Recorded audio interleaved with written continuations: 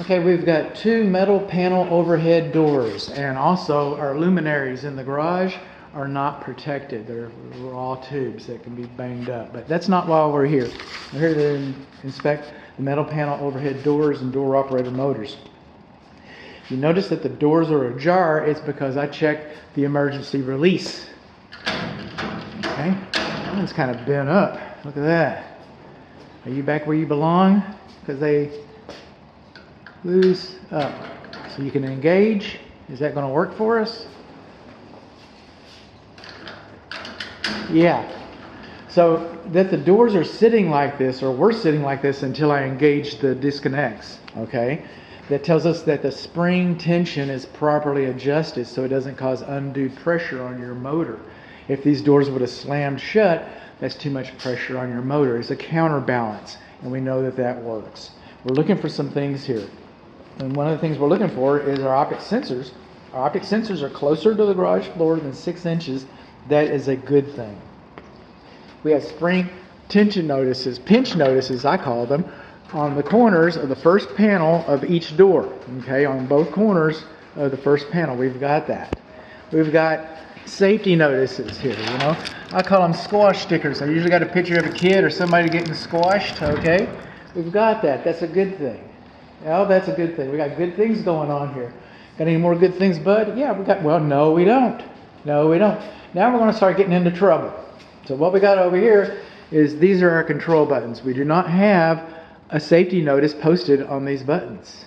And these buttons are closer to the door threshold than 5 feet, so little hands can get to them. So those are too close to the threshold. We do not have a warning notice on them. Okay, so now we're going to go over here. We're going to play a little bit. It's playtime. Close sesame. See that? That one's kind of loud, the one with the bent up switch. All right, they're not supposed to be that loud. Open sesame.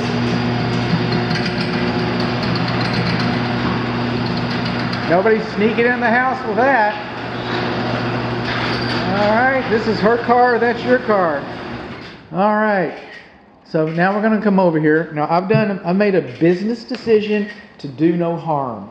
Okay, I do not do block tests. I have a block test, instructions for a block test that are baked inside your inspection report. If the listing agent would like to come over here and show you a block test, more power to her, okay? But I do trip the beams. I take my big old flat zombie hoof and I trudge over here like a dancing fool and I break the beams, and that's how we know the safety reverse works. So here we go again.